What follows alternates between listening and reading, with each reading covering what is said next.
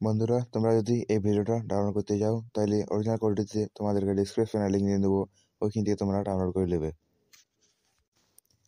তার সাথে এই ভিডিওটা লাইক, সাবস্ক্রাইব, শেয়ার করতে একদম ভুলবে না বন্ধুরা। আর নেক্সট ভিডিও তোমাদের কী টপিকে লাগবে কমেন্টে নিশ্চয়ই জানাবে।